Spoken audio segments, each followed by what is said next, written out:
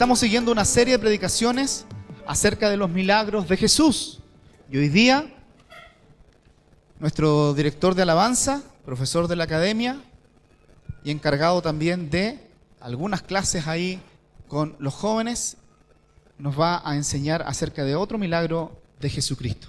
Hermano David González, el Señor le bendiga. Como dijo Pastor, hoy día continuamos con la serie de milagros de Jesús y nos toca ver un milagro muy hermoso y particular, que es el milagro de la mujer con el flujo de sangre. Y para poder comprender este milagro me gustaría que pudieran abrir sus Biblias en Marcos 5, del versículo 24 al 34. Recuerde que estamos leyendo de Biblia de las Américas. Marcos, el Evangelio de Marcos, capítulo 5, versículo del 24 al 34. Y dice así la palabra del Señor.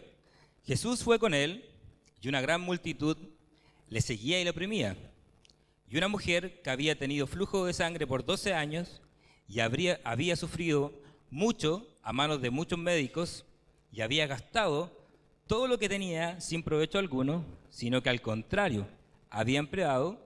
Cuando oyó hablar de Jesús, se llegó a él por detrás de entre la multitud y tocó su manto, porque decía: si tan solo toco sus ropas, sanaré. Al instante, la fuente de sangre se secó y sintió en su cuerpo que estaba curada de su aflicción. Y enseguida Jesús, dándose cuenta de que había salido poder de él, volviéndose entre la gente, dijo: ¿quién ha tocado mi ropa? Y sus discípulos le dijeron: ¿ves que la multitud oprime y dices quién me ha tocado? Pero él miraba a su alrededor para ver a la mujer que le había tocado. Entonces la mujer, temerosa y temblando, dándose cuenta de lo que había sucedido, vino y se postró delante de él y le dijo toda la verdad. Y Jesús le dijo: hija, tu fe te ha sanado. Vete en paz y queda sanada de tu aflicción. Oramos. Padre amado, te damos gracias por poder estar acá escuchando tu palabra.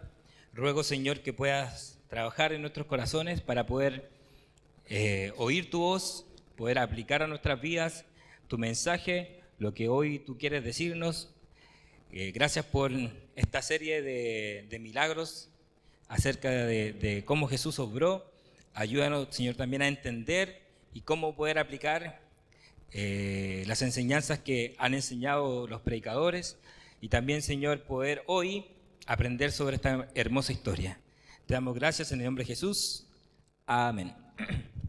Y como hemos visto en las series anteriores, los milagros de Jesús apuntan a poder entender, o que la gente que estaba ahí pudiese darse cuenta de que Él era el Mesías. Pastor enseñaba que Jesús declaraba una verdad y luego la ratificaba ¿con qué? Con un milagro. Ahora, lo diferente de este milagro es que este milagro ocurre en silencio. Antes de que él hable o declare algo, ocurre el milagro. Entonces, ocurre el milagro y después Jesús declara una verdad. No solamente Jesús es un sanador, y en este caso de esta mujer, ella se cura de esta enfermedad terrible. No tiene un beneficio solamente físico, sino que tiene un beneficio un poco más allá de lo que podemos ver. Y solamente entendiendo el contexto general de la Biblia, vamos a poder saber cuál es la maravilla de este milagro. Y para eso tenemos que entender que Dios tiene trato con los seres humanos. Dios ha tratado con los seres humanos en el pasado y hoy. Y yo tengo una pregunta que hacerle. ¿Usted cree que el trato que Dios que tiene con usted es el mismo trato que tuvo con Abraham? Pregunta. Vuelvo a preguntar. ¿Usted cree que el trato que tiene hoy Dios con ustedes, conmigo, es el mismo trato que tuvo con Abraham? ¿Sí? ¿Seguro? Veo ahí las caras. Otra pregunta. Le invito a ver dos diferencias entre el trato de Abraham y el trato de Dios con nosotros. ¿Puede mostrarme dos diferencias entre el trato que Dios tuvo con Abraham y el trato que Dios tiene conmigo y con usted? ¿Quién tiene una? La primera. Acá. Muy bien. Dios habló con él directamente. ¿Usted habla con Dios directamente? O sea, hoy día Dios se le apareció. ¿No es cierto? Dios no habla a través de su palabra. Pero Abraham tuvo la bendición de hablar con Dios directamente. Muy bien. Otra más. ¿Quién piensa en otra diferencia entre la relación de Dios con Abraham y la relación de Dios con nosotros? Gracias. Una más. Allá, hermano Rubén.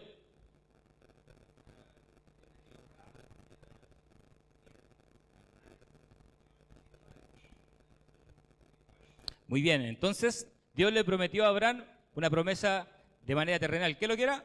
Una tierra, ¿cierto? Y a nosotros son bendiciones espirituales. Yo tengo dos. Cuando Dios trataba con Abraham, Cristo no había sido encarnado. Esa es la diferencia con hoy. Jesús, nació, ¿cierto? Dios encarnado, Dios hecho hombre y murió en la cruz. Hasta ese momento eso no había pasado. De hecho, acuérdense que Abraham hablaba con alguien que se llamaba el ángel de Jehová. ¿Y quién era el ángel de Jehová? Jesús antes de ser encarnado. Otra diferencia, Abraham hacía sacrificios. ¿Se acuerda el sacrificio que tuvo que hacer cuando llevó a Isaac a hacer sacrificios de un animal? ¿Usted hace sacrificio el día de hoy? ¿Seguro? No, ¿cierto?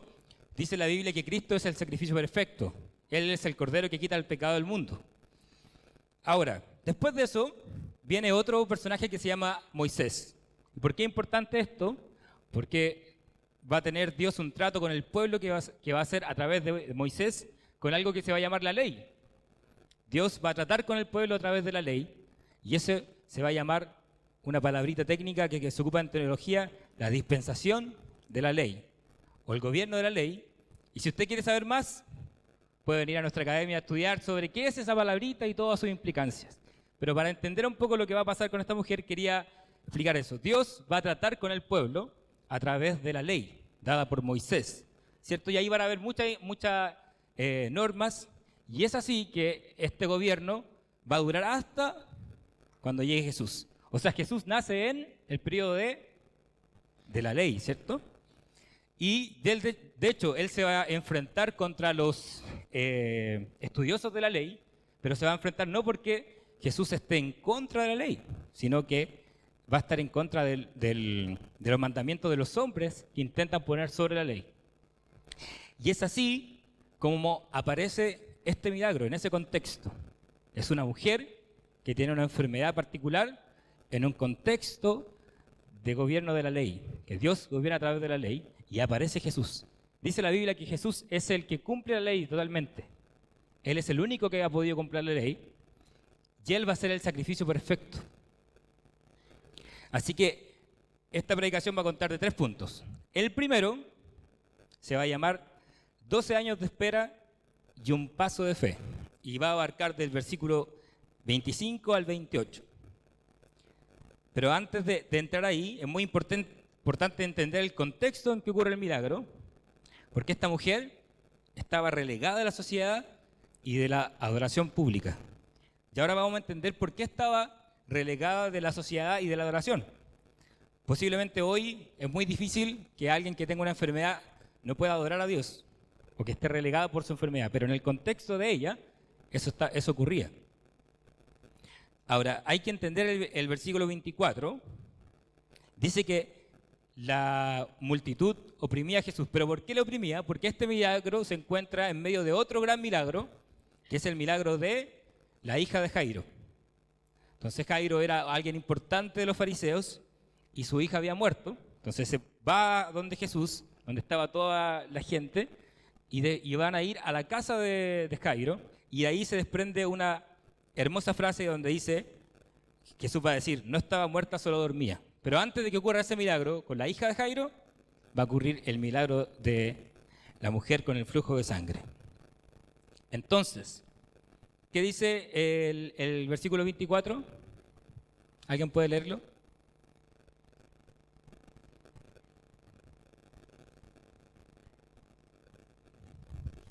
Muy bien.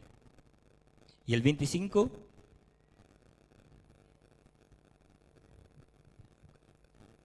Y una mujer que había tenido flujo de sangre por 12 años. Bien, ¿qué es lo que es este flujo de sangre? Es una hemorragia de sangre.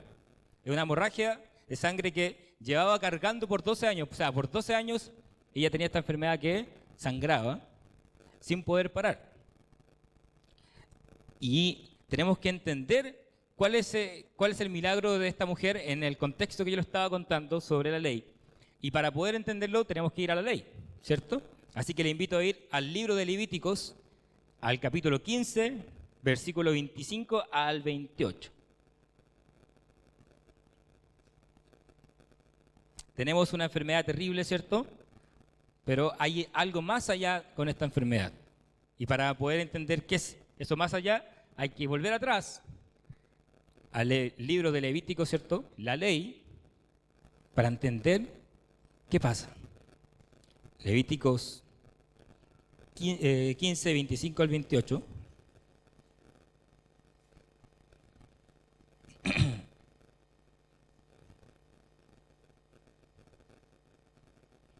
Y dice así la palabra del Señor.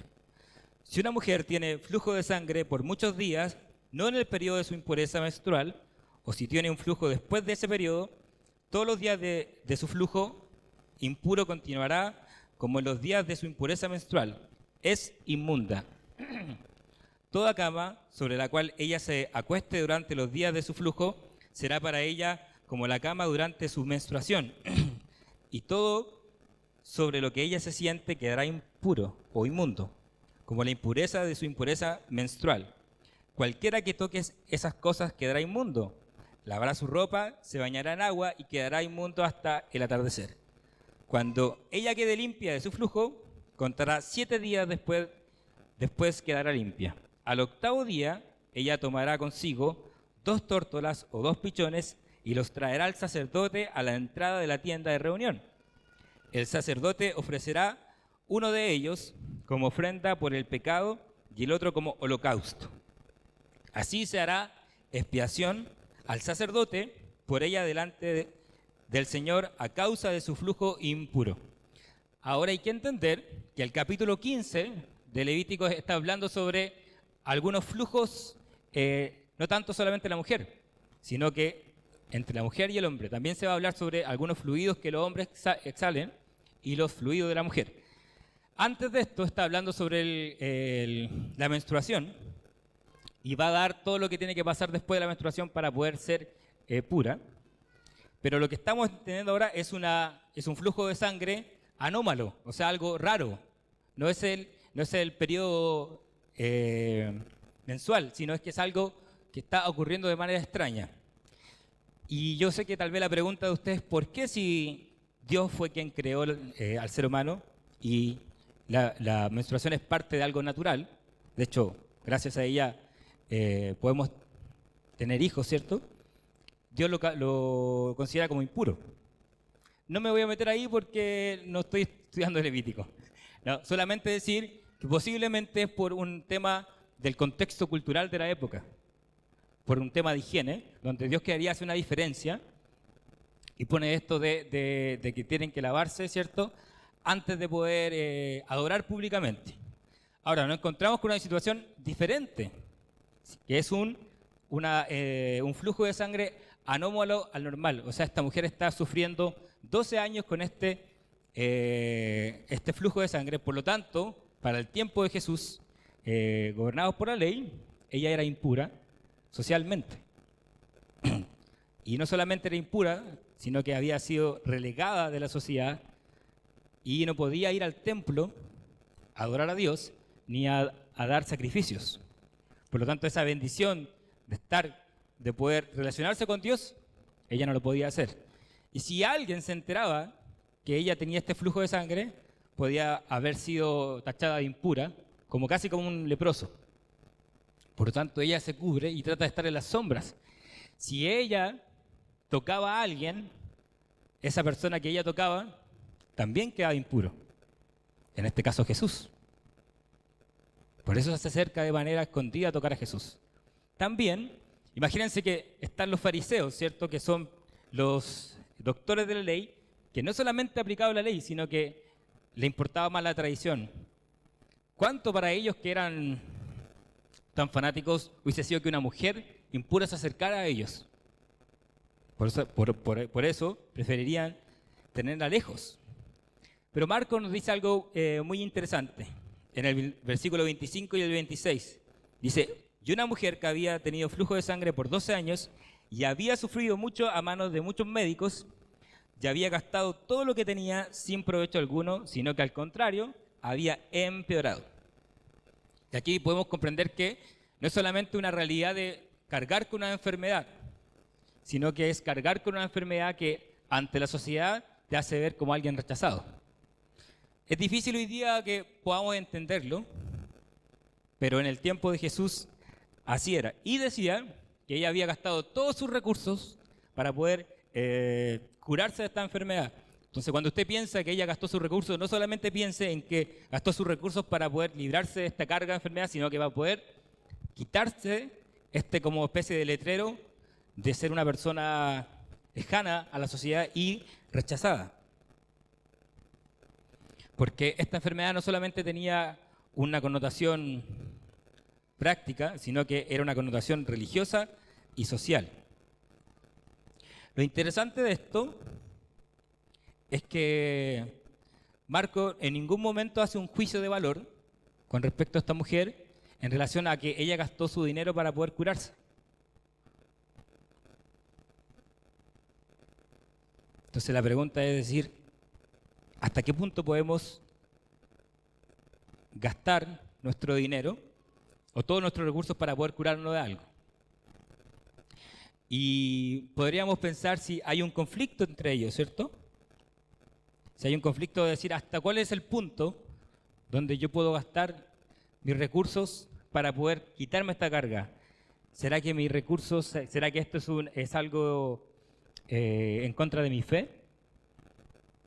Bueno, es una respuesta que vamos a ir viendo.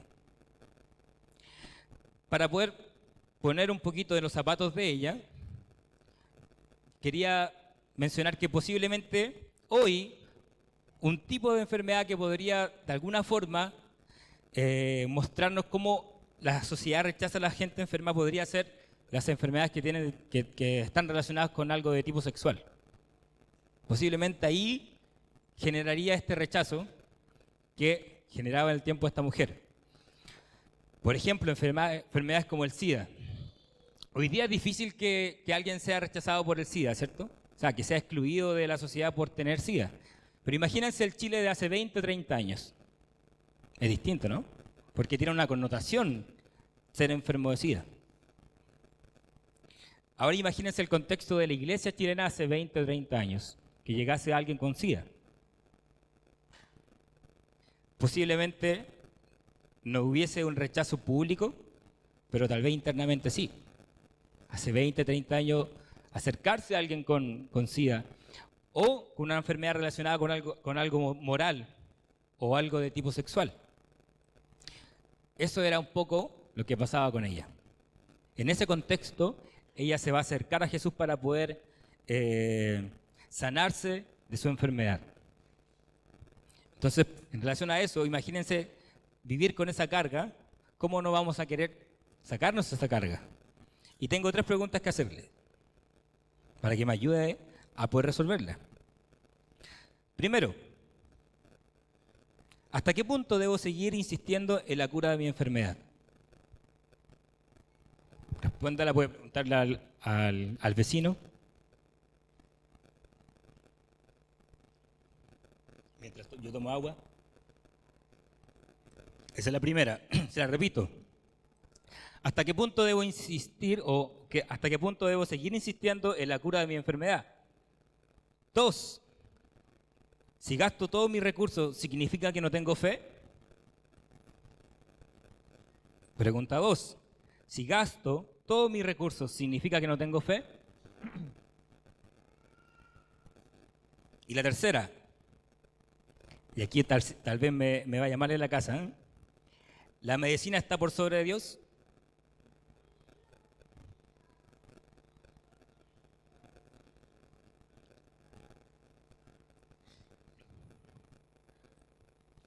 ¿Alguien tiene la respuesta a la primera pregunta?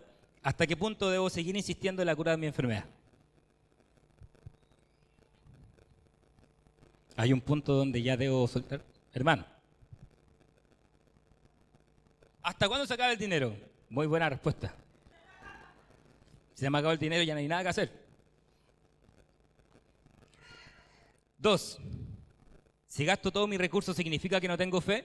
Y la tercera, tal vez aquí ya tenemos toda la respuesta. ¿La medicina está por sobre Dios? Ay, me dicen por allá no. Bien. Hay tal vez un tipo de teología que piensa que los cristianos no deben ir al doctor.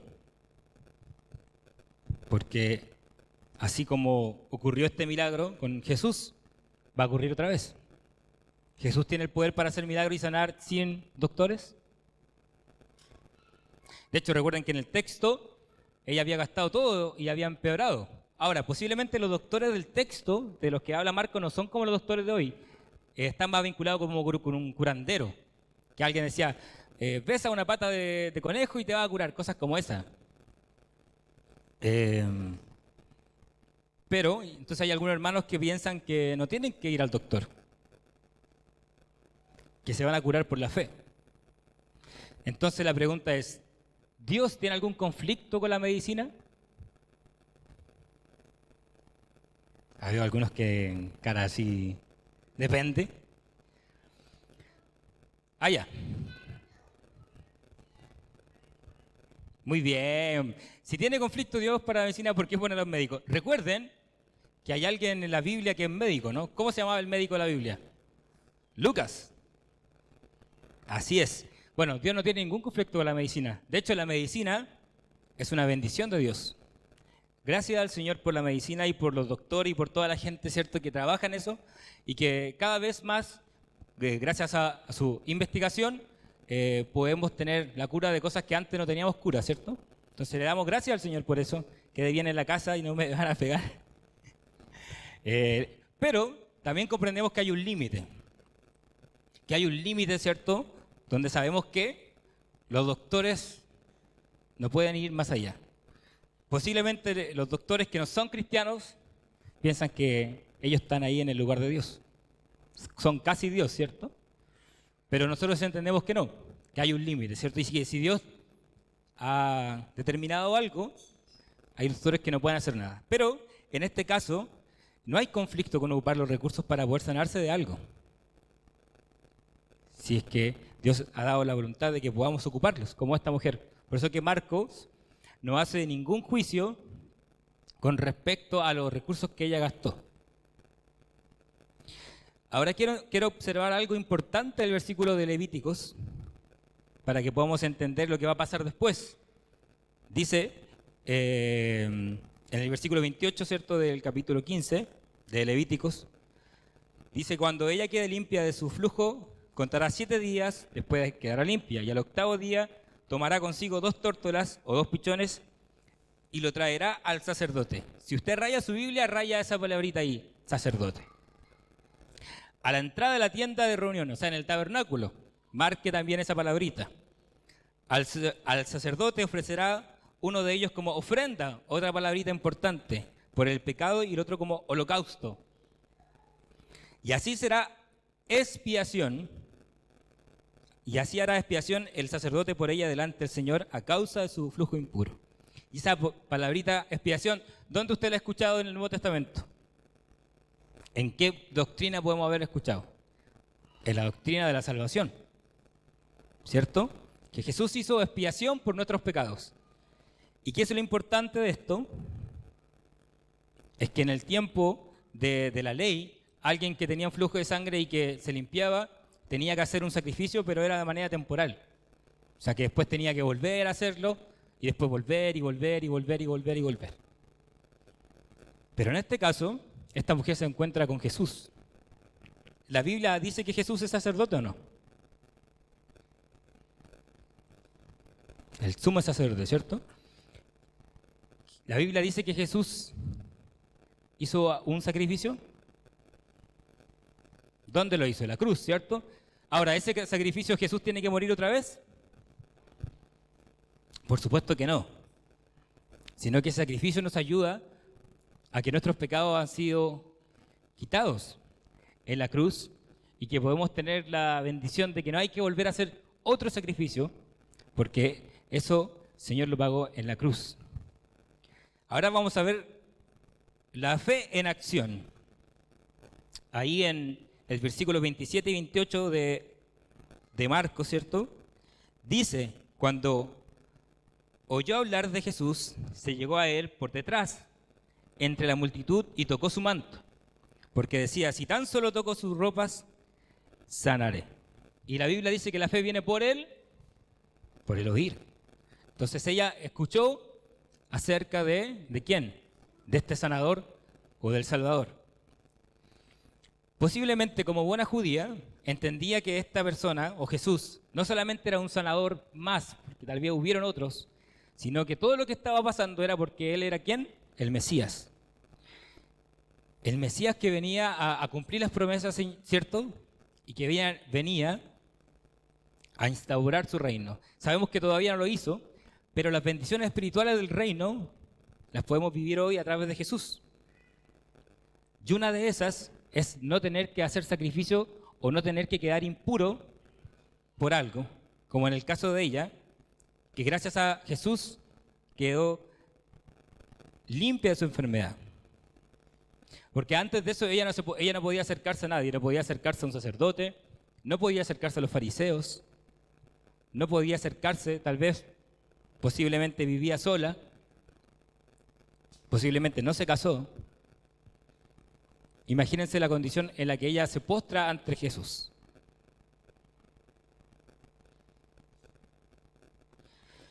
De manera aplicativa, hoy a los que están en Jesús, ¿alguien nos puede catalogar de inmundo?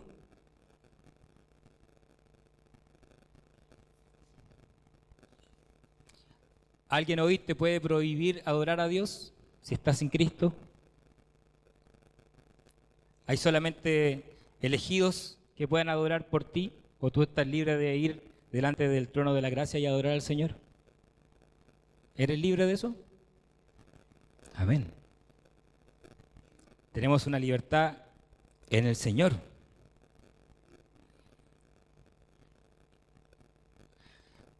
Hoy día ¿hay alguna mujer que por su menstruación no pueda adorar al Señor? Que tenga que esperar 7 días, que tenga que lavarse, que tenga que comprar un pichón y sacrificarlo. No, ¿cierto? Estamos libres y limpios ¿en quién? En Cristo. Pero eso no pasaba en ese tiempo. Ahora, si tal vez tú tuviste alguna enfermedad que tiene alguna connotación moral, estás libre en Cristo. No hay nadie que te pueda culpar de algo. Si tú has rendido tu vida a Él, Él te ha perdonado. Y ese precio lo pagó la cruz. Por lo tanto, nadie te puede delegar o rechazar o sacar de la sociedad. Tenemos o entendemos que ese costo lo pagó aquel Jesús que caminaba en medio de la calle de Israel, que pagó ese precio en la cruz. Punto 2. Aquí voy a avanzar un poco más rápido. Un milagro que ocurre en silencio. Entonces tenemos el versículo 29 que dice, al instante la fuente de su sangre se secó y sintió en su cuerpo que estaba curada de su aflicción. Y aquí es donde yo comentaba que solamente ella y Jesús supieron del milagro. Hasta el momento nadie más había visto, había sabido qué pasó. Pero en el versículo 30 vamos a entender que Jesús se dio cuenta. Dice, y enseguida Jesús, dándose cuenta de que había salido poder de él, volviéndose entre la gente, dijo, ¿quién ha tocado mi ropa? Y sus discípulos le dijeron, ¿ves que la multitud te oprime y dices, ¿quién me ha tocado? Pero él miraba a su alrededor para ver a la mujer que le había tocado. ¿Creen que la pregunta de los discípulos es tonta o no? ¿Usted hubiese hecho esa pregunta? posiblemente, ¿cierto? Jesús está diciendo, oye, alguien me tocó. Si la gente te está tocando, pues Jesús, ¿cómo alguien me tocó? Es que ellos no sabían que había salido poder de él.